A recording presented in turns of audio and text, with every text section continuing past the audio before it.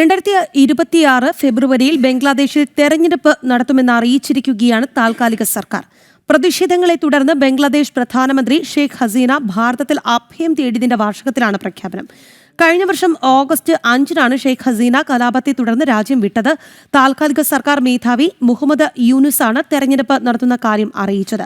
റംസാന് മുൻപ് തെരഞ്ഞെടുപ്പ് നടത്താൻ ഇലക്ഷൻ കമ്മീഷന് കത്തെഴുതുമെന്ന് മുഹമ്മദ് യൂനുസ് അറിയിച്ചിട്ടുണ്ട്. വിശദാംശങ്ങളുമായി ഐസൻ ജോസാണ് നമുക്കൊപ്പം ഉള്ളത്. ഐസൻ, തെരഞ്ഞെടുപ്പ് 2026 ഫെബ്രുവരിയിലാണ് എന്നാണ് പ്രഖ്യാപനം. എങ്ങനെയാണ് കൂടുതൽ വിവരങ്ങൾ?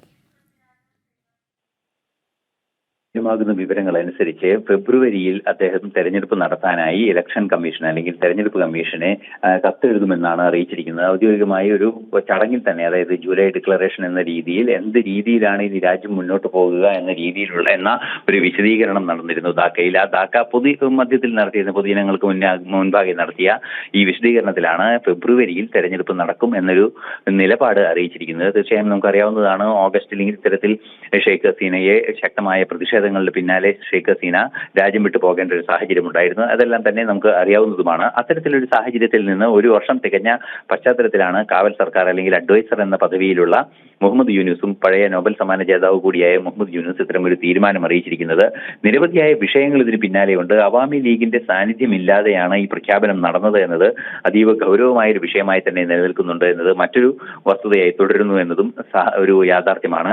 തുടർച്ചയായി നമുക്കറിയാവുന്നതാണ്, ഇത്തരത്തിൽ വലിയ രീതിയിലുള്ള ഹിന്ദുക്കൾക്കെതിരായ കലാപങ്ങളും അതുപോലെ തന്നെ മറ്റു ഉപദ്രവങ്ങളും കാര്യമായി നടന്നൊരു മേഖല കൂടിയാണ് ബംഗ്ലാദേശ്. കഴിഞ്ഞ ഒരു വർഷത്തിനിടെ പല രീതിയിലും UN-ഉം അമേരിക്കയും അതുപോലെ തന്നെ ഭാരതത്തിൽ സർക്കാരിന്റെ നിലപാടുകളെല്ലാം തന്നെ അതിശക്തമായി ഹിന്ദു കമ്മ്യൂണിറ്റിക്കെതിരെ നടക്കുന്ന അതിക്രമങ്ങൾക്കെതിരെ നിലവിൽ പുറത്തു വരികയും ചെയ്തിരുന്നു.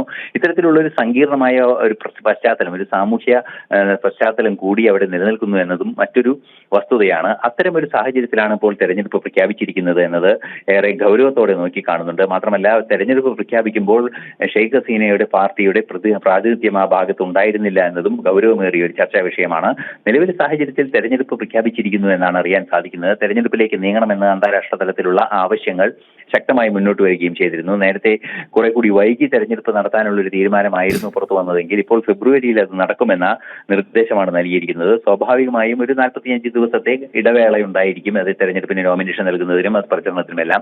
അത്തരത്തിലൊരു സാഹചര്യം കൂടി കണക്കാക്കുമ്പോൾ ഏറെ വൈകിയല്ല തെരഞ്ഞെടുപ്പ് എന്നാണ് ഇപ്പോൾ മനസ്സിലാക്കാൻ സാധിക്കുന്നത്. എന്ത് തന്നെയായാലും ബംഗ്ലാദേശ് തെരഞ്ഞെടുപ്പിലേക്ക് പോകുന്നു എന്നത് ഒരു കൃത്യമായ ജനാധിപത്യവൽക്കരണത്തിന്റെ ഭാഗമായി തന്നെ കണക്കാക്കുന്നുണ്ട്. മാത്രമല്ല, പാകിസ്ഥാൻ അനുകൂല നിലപാടുകൾ അമേരിക്കയുടെ ഭാഗത്തുനിന്ന് കാര്യമായി വരുന്നൊരു പശ്ചാത്തലത്തിൽ ഈ തെരഞ്ഞെടുപ്പ് പ്രഖ്യാപനത്തിനും ഈ നീക്കങ്ങൾക്കും ചില അന്താരാഷ്ട്ര പ്രാധാന്യമുണ്ടെന്നും ചില നിരീക്ഷകർ ചൂണ്ടിക്കാണിക്കുന്നുണ്ട്.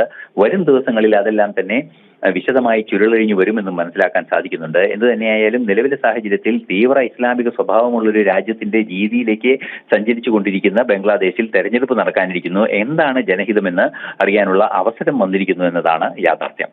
ബംഗ്ലാദേശിൽ തെരഞ്ഞെടുപ്പ് പ്രഖ്യാപിച്ചിരിക്കുകയാണ് താൽക്കാലിക സർക്കാർ. 2026 ഫെബ്രുവരിയിലാണ് തെരഞ്ഞെടുപ്പ് പ്രഖ്യാപനം വന്നിരിക്കുന്നത്. ഐസൻ ജോസാണ് വിശദാംശങ്ങൾ നൽകിയത്.